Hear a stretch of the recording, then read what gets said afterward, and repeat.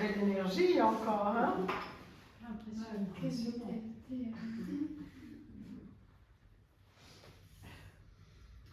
Donc le premier film, il est très tôt. Il est quoi? Il est très tôt, il est de 1980, Ouais, 80. Oui. enfin en tout cas il est vers le début. Et il est présenté dans la petite notice, je pense, sur le site, ou en tout cas comme une sorte de maquette pour les films qui vont venir. Ben, c'est pas pour les films qui vont venir, mais c'est en fait une maquette de notre été, qui est un long métrage de fiction de 90 minutes, dans lequel le monsieur qui est là en face a écrit des dialogues, a participé au scénario et surtout est aussi un des acteurs, un des personnages. On avait fait une demande de financement à la télévision à l'époque, et la télévision voulait une maquette. Et donc c'était un peu compliqué de faire une maquette d'un film où chaque plan dure entre 3 minutes et 4 minutes.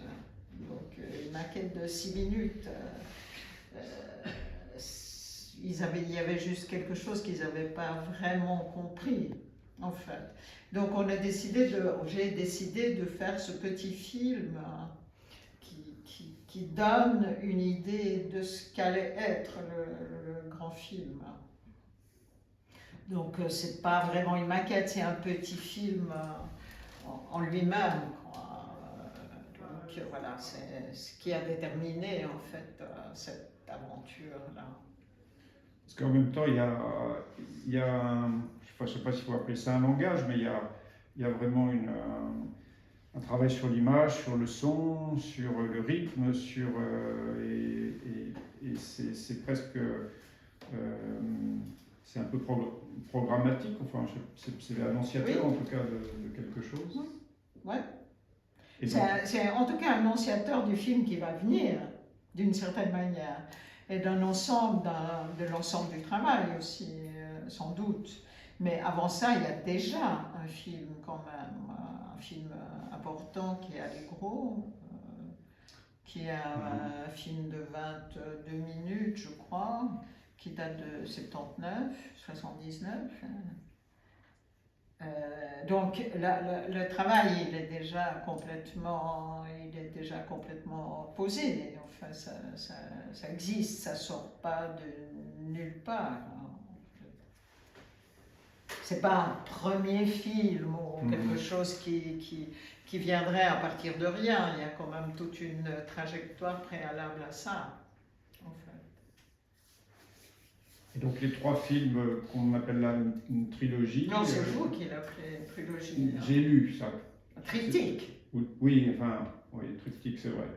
C'est pas pareil. Alors quel est pourquoi triptyque plus que trilogie? Parce que je pense pas qu'il y ait une relation. Enfin, bien sûr qu'il y a des relations, mais disons que dans mon optique, il n'y a pas de continuité. Il n'y a pas de relation directe entre les 3 films. Mais c'est un peu des volets, c'est comme les volets d'un triptyque. C'est une histoire qui se raconte là, une autre là, et une autre en centre. C'est un peu une fantaisie aussi de ma part. Mais ça veut dire quand même une projection suffisamment avancée dans le temps et dans la construction du travail pour que ça puisse fonctionner les uns avec les autres, parce qu'ils ont été en succession, j'imagine, ils ne se sont pas faits en même temps tous les 3. Les 3 sont faits sur une période de 10 ans environ. Donc c'est quelque chose qui s'est poursuivi. Enfin, je veux dire, cette forme, elle est arrivée parce qu'elle a été pensée vers le départ aussi. Oui, mais c'est pas qu'une forme. Chacun des 3 films a sa propre forme, en fait, son propre rythme. Chacun de ces 3 films a quelque chose qui est totalement autonome.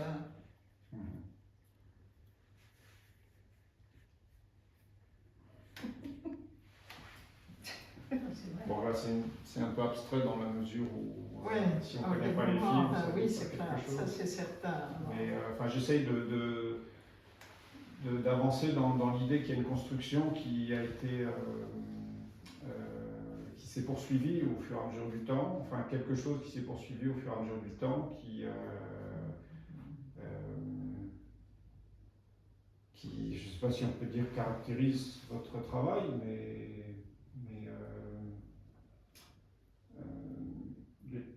les successions ne se sont pas faites complètement. Enfin, il y a un travail d'un film à un autre, il y a quelque chose d'un film, il y a une sorte d'architecture qui se construit. Ben oui, mais ça c'est pour tout travail, c'est pour tout travail formel, enfin qu'on écrive ou qu'on peigne, il y a une démarche qui est mise en place. Mais je pense que le matériau du film, ça entraîne une telle en même temps lourdeur que c'est une façon qui est plus forcément programmatique pour. C'est-à-dire que oui, il n'y a pas une spontanéité qui se fait. Parce que je ne parle pas d'une feuille blanche. Et puis il y a une équipe aussi, il y a un budget, c'est assez lourd. Ça rend les relations un peu difficiles, mais donc c'est difficile de partir complètement à l'aventure dans une façon comme ça. Je pense que je pars jamais à l'aventure. C'est pas ma démarche.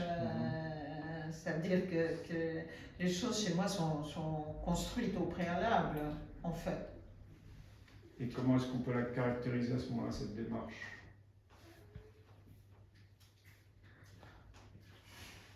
Je ne sais pas, une démarche de construction en préalable au projet.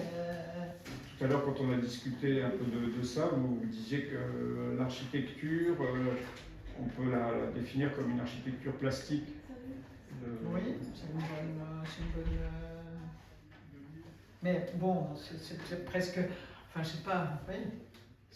C'est pas unique ou singulier. Il y a beaucoup de démarches qui sont construites. Il y a des architectures plastiques dans beaucoup de travaux visuels ou autres d'ailleurs. Non? Oui, tout à fait, oui.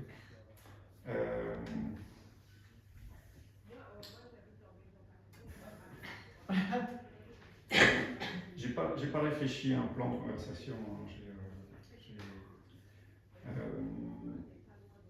J'essaye de faire le lien, par exemple, avec ce qu'on voit dans l'exposition. Je ne sais pas si vous avez vu le film qui est présenté, Square, ici, qui est dans le bureau. Donc là, c'est un film beaucoup plus léger, sur une tournée avec une petite équipe quand même, je crois. Vous étiez... Enfin, il y avait un caméraman. Un caméraman, c'est tout. Oui. Donc, mais c'est muet aussi, hein. C'est un plan, oui. En fait. Oui. Donc ça, c'est un travail qui... comment vous le situez dans votre démarche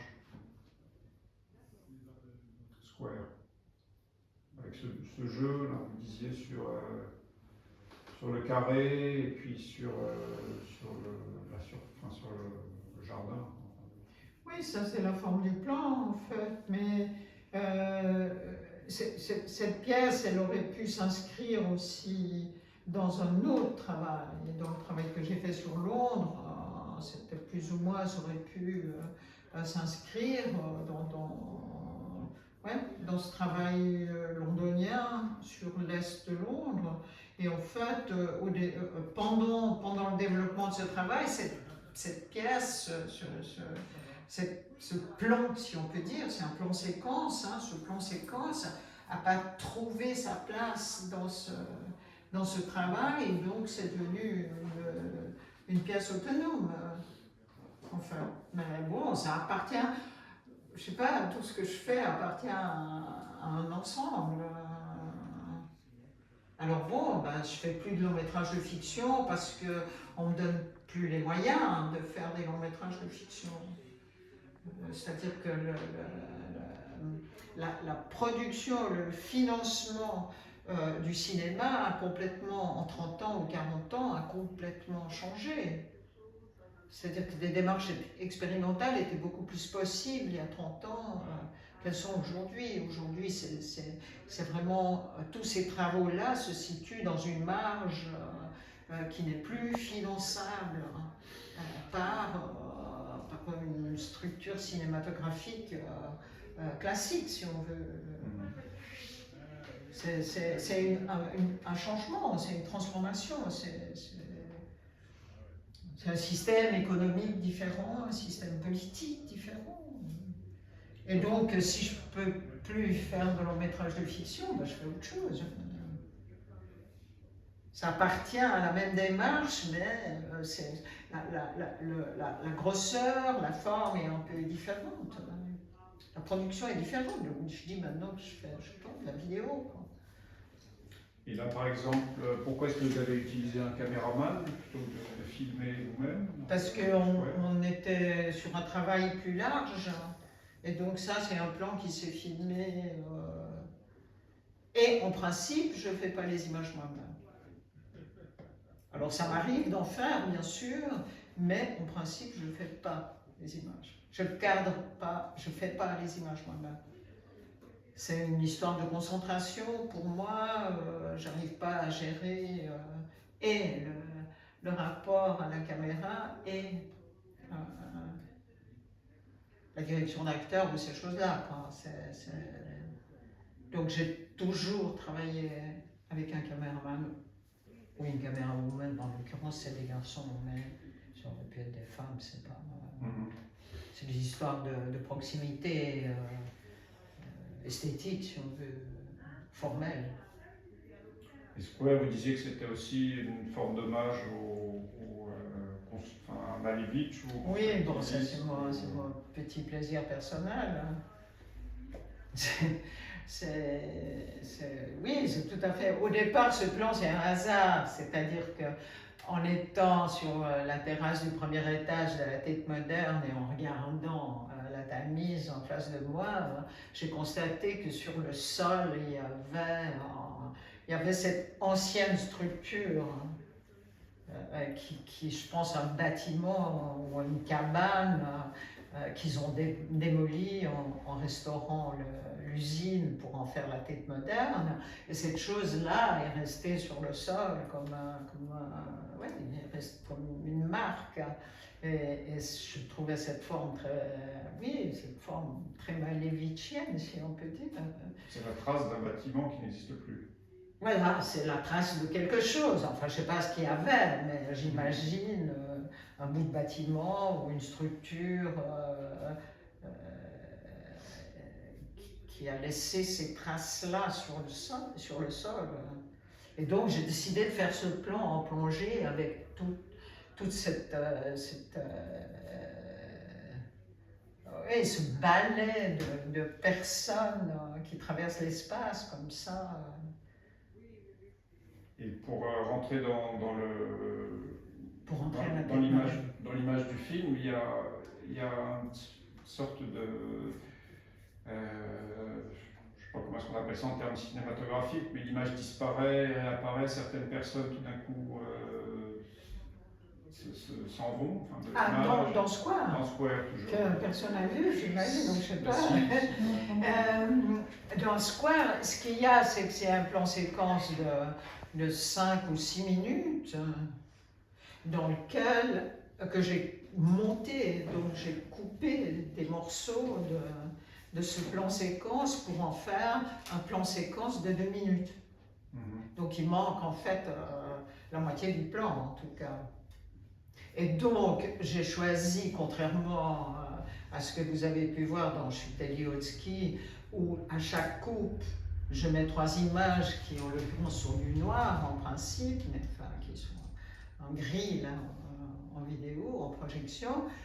Au lieu de choisir cette manière-là de monter, je fais des fondus enchaînés. voilà, c'est notre notre manière de monter les plans, quoi. Parce qu'on a l'impression que les gens qui marchent, tout d'un coup, disparaissent. Oui. Parce que il y a un trou dans le plan. Donc j'enlève un morceau du plan et donc je resserre ces deux morceaux-là. Et pour pas qu'il y ait une coupe brute, je fais un fondu enchaîné. C'est un trick c'est juste un trick de montage. Et en même temps, ça lui donne cette espèce de sens de boucle infini, un peu. Voilà. C'est infini, il tourne en boucle. C'est pensé pour tourner en boucle. C'est une pièce qui a été présentée dans les gares du nouveau train qu'ils ont construit autour de Genève. Et il y a des ascenseurs et ces pièces, il y en avait plusieurs sur chacun des ascenseurs, c'était le haut d'ascenseur en fait. Donc ça a tourné en boucle pendant plusieurs mois. Dans cet espace où les gens passaient aussi. Oui, en extérieur, quoi, où les gens allaient prendre l'ascenseur pour aller prendre le train ou le métro. Ce qu'on voit partout maintenant, il y a des écrans partout. C'est le même principe.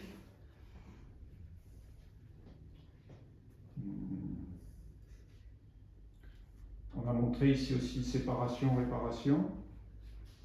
C'est un film qui a une longue histoire, c'est le plus récent. Oui, ça c'est tout récent, oui. Qu'est-ce que vous... Je ne sais pas si vous l'avez vu dans l'ensemble, ce film. Qu'est-ce que vous pourriez en dire? C'est ma découverte du Japon. C'est Fukushima. Fukushima, pas du côté du tsunami, mais du côté de la centrale nucléaire. C'est une chose qui s'est construite comme ça, à partir de ces éléments-là. De tradition et de modernisation entre la tradition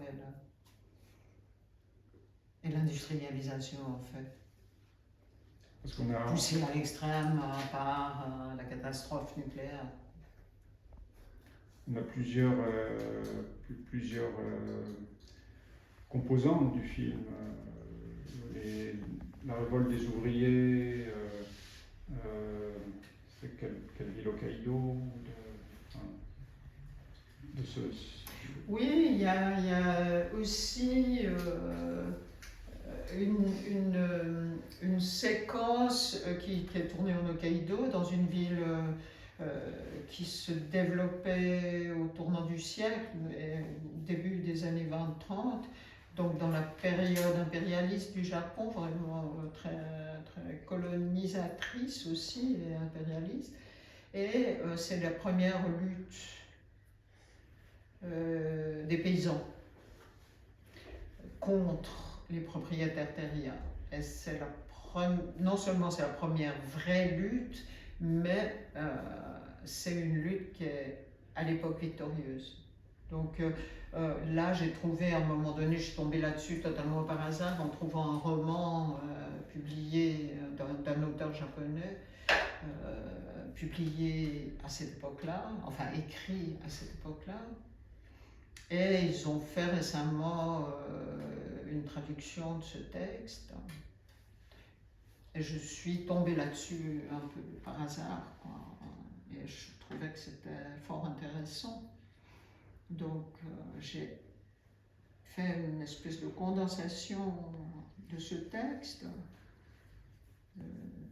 Et j'ai été filmer ce qui reste de l'époque, en fait, c'est-à-dire les banques qui se sont construites au début du XXe siècle, tous les bâtiments du pouvoir qui sont encore sur place actuellement. Il y a aussi cette pratique japonaise de réparer, ce qui porte un nom, je sais pas. Le Rushitsugi. Ou le Kintsugi, suivant ce qu'ils mettent dans la laque, ça porte un nom différent. Et ça, c'est l'ouverture du film. Ça, c'est l'ouverture, c'est le pré-générique, oui, c'est l'ouverture du film. Les images sont splendides. C'est quoi? Les images sont splendides. J'espère. On espère toujours que les images sont belles quand même. De même que les images des cartes. Hein? Aussi. Donc il y a en même temps une sorte de... Oui, je vous laisse continuer. Moi, je pensais à cette histoire de beauté. Il y a aussi une sorte de recherche je ne sais pas comment appeler ça autrement que de perfection dans l'image. Enfin, quand on avait présenté les photos ici, il y a une sorte de perfection à chaque fois dans le plan, on a l'impression que l'œuvre ne peut pas être autrement que le résultat. Enfin, c'est un aboutissement plutôt qu'une perfection, c'est pas le mot, sûrement. Il y a une forme d'aboutissement et que ça, c'est le résultat de beaucoup de choses et d'un projet qui est probablement beaucoup plus qu'esthétique aussi. Oui, bien sûr. Mais, c'est une relation entre la forme et le contenu, oui. Ce qui est incontournable pour moi. Mais que ça se fait, c'est le résultat d'un travail, c'est pas une chose qui est donnée, Oui, c'est le résultat de quelque chose qui se construit, qui à chaque fois, qui se remet en jeu. Oui, ça fait partie de l'ensemble de ma démarche. Parce que c'est pas une chose, il me semble que j'ai beaucoup lu la beauté du travail que vous faites en général dans ce dont sur les écrits. Et je trouve qu'il y a un résultat qui est, même s'il n'est pas cherché, qui est que les images sont belles, qu'il y a une sorte de pureté formelle. C'est un peu bizarre de dire ça aujourd'hui, peut-être.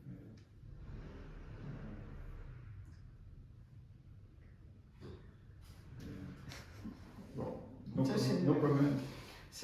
oui, c'est votre vision de la chose. Hein. Mais ça m'avait frappé mais quand on s'était rencontrés autour de Ken Wynne, et la façon dont on en avait parlé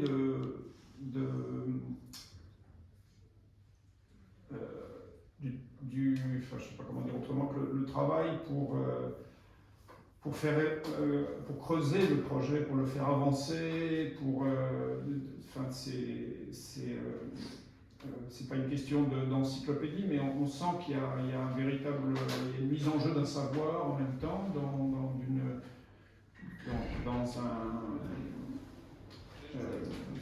on avait parlé, peut-être m'emmêler les crayons, mais on avait parlé d'exotisme et il me semble que c'est complètement l'inverse de l'exotisme quand vous traitez d'un pays étranger, du Japon, de l'Algérie, de l'Espagne. On rentre dans une réalité par une recherche qui dépasse la recherche formelle et qui malgré tout aboutit à une qualité des images aussi. C'est-à-dire qu'il y a quand même toute une démarche qui est liée à l'expérience. On pourrait dire que la question, elle est par rapport aussi au film japonais, où, comme je disais à un moment donné, c'est un film qui est pour moi actuellement problématique. Dans le sens où il met en jeu un certain nombre de choses qui sont peut-être justement pas complètement maîtrisées par moi. Et donc, il y a des moments qui sont dans la séduction, mais dans la séduction pure et simple. et qui ne sont pas adaptés, ce qu'on ne va pas trouver dans le film sur l'Algérie, où effectivement c'est des questions, un sujet par rapport auquel j'ai une expérience qui est beaucoup plus grande, une relation au territoire, une relation à sa culture et à la population qui est beaucoup plus grande que celle que j'ai par rapport au Japon. Et donc, les choses, tout le travail, c'est un mélange, c'est le fruit d'une part d'une expérience, d'une recherche, et après d'une construction formelle à partir de ces éléments-là. Donc ça, c'est le principe de mon travail, en fait. Est-ce qu'on ne pourrait pas dire que le film sur l'Algérie, vous m'avez dit qu'il y avait quelque chose du caractère de l'ordre de l'urgence dans ce film, dans le sens que ça ne pouvait pas être fait plus tard, que ça devait être fait à ce moment-là, à cause de la situation en Algérie? Oui, alors ça c'est une contingence d'un autre ordre. C'est pas qu'il n'y a pas de travail au préalable, c'est juste qu'il y a un moment donné, il faut filmer, sinon ça sera plus possible. Est-ce que ça donne pas une sorte de caractère définitif aussi alors que le film sur le Japon, on peut revenir dessus, on peut... Bah, sur le film algérien aussi, hein, c'est juste qu'il faut pouvoir retourner sur place. Je crois que ça change absolument. Okay. C'est pas le même problème, quoi. Le problème du moment de tournage, c'est une contingence qui est autre que le problème du travail. Hein. C'est quelque chose qui est complètement séparé. C'est imposé. Alors bon, ça pourrait être, je sais pas, aujourd'hui je suis passée j'ai traversé le pont des Arts, il y avait visiblement des gens qui faisaient un tournage, hein. Ils ont arrêté les passants. Il y a quelque chose qui dépend d'une technique, d'autres choses, de contingences matérielles qui n'ont rien à voir avec le projet lui-même, en fait. Donc, avec le Japon, c'est différent dans le sens où, justement, c'est peut-être depuis très longtemps la première fois où j'ai une structure de base, mais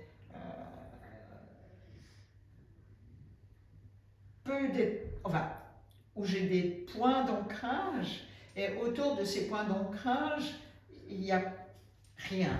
Enfin, il n'y a rien, il y a ce qui va arriver.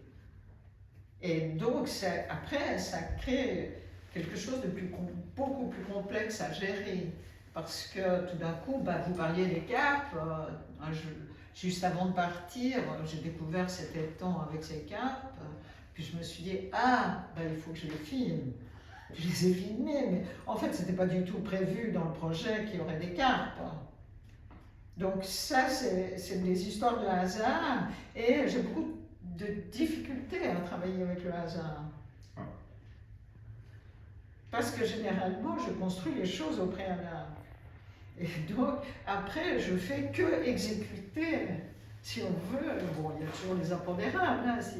Si on travaille avec des acteurs, après, il y a ce que l'acteur offre. Et ça, moi, je ne peux pas vraiment le maîtriser complètement, quoi. Mais en principe, il y a quelque chose qui est là. On ne fait que travailler à partir d'une chose qui est écrite. Et là, avec le projet du Japon, c'était aussi beaucoup plus compliqué pour moi pour le montage. C'est-à-dire que j'ai dû créer quelque chose à partir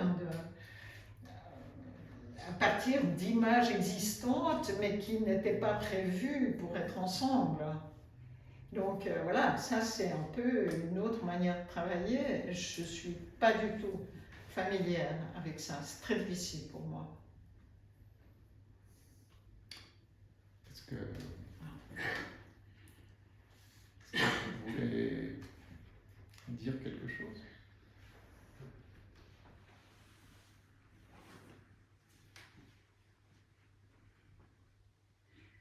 Peut-être si je peux poser cette question, il y a un rapport à peu près permanent pour moi pour les films que j'ai vus, j'en ai pas vu énormément, mais il y a toujours un rapport très puissant avec la question architecturale, La question, de l'architecture. oui. Alors, Bah, j'ai un intérêt pour l'architecture depuis toujours. oui, Mais c'est plutôt, je sais pas, c'est plutôt pour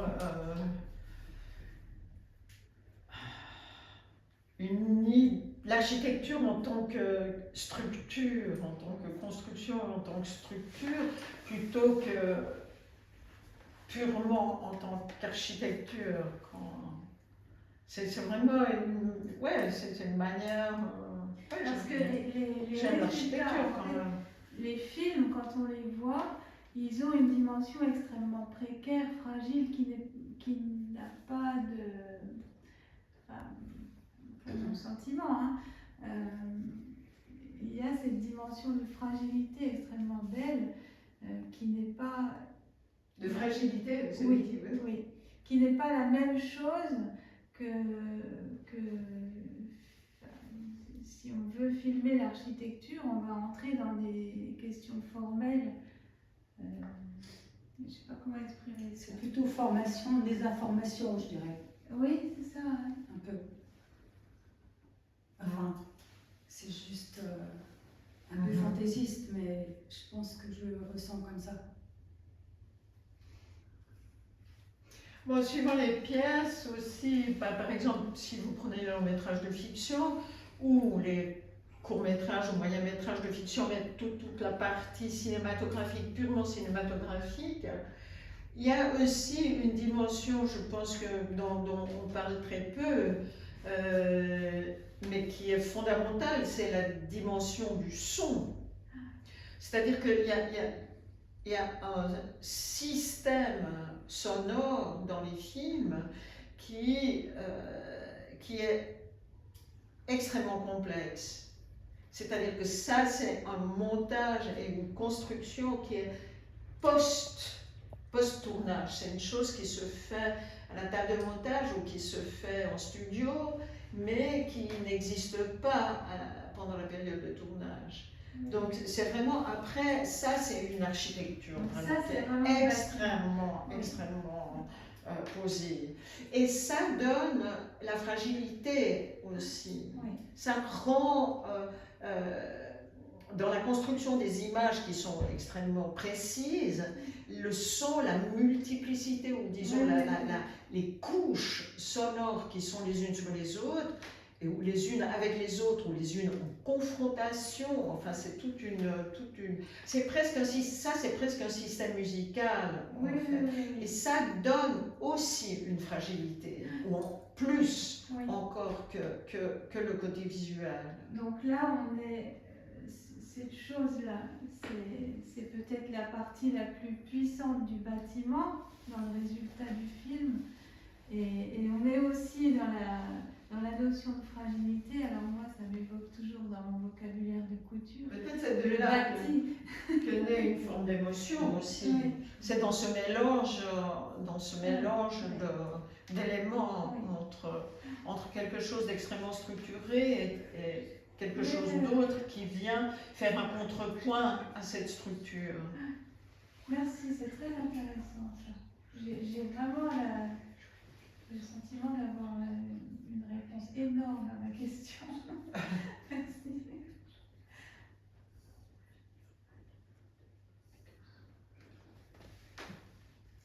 En parlant de musique, vous avez travaillé aussi avec des compositeurs pour certains films. Oui. Enfin, il y a un film vraiment sur oui, il y a sur la musique. Live qui est vraiment extrêmement musical aussi. Ouais.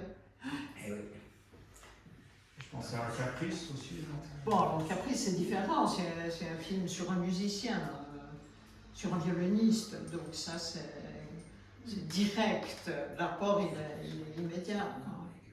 Mais il s'est posé quand même de comment combiner l'image et le son, j'imagine.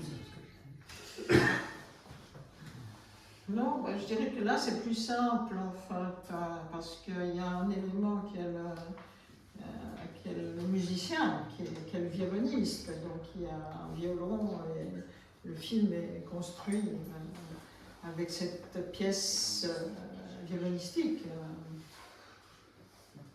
C'est du... Ouais.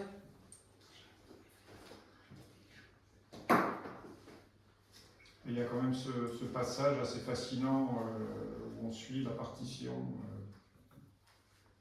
Oui, ben ça c'est une question de forme. Oui. Comment on montre de la musique, comment on filme la musique, comment on la montre. Ça c'était aussi une question que je me posais moi, en fait. C'est par rapport à tout ce qu'on peut voir sur les concerts filmés, sur comment justement la musique nous est montrée généralement. Donc c'était aussi de faire un travail un peu différent par rapport à ça et oui, montrer, d'avoir une autre manière de montrer le travail sur la musique. Comment un violoniste travaille. Est-ce que ce film, il en est venu justement en essayant d'aller plus loin dans ce rapport entre le son et l'image, ou pas spécialement? Non. Non.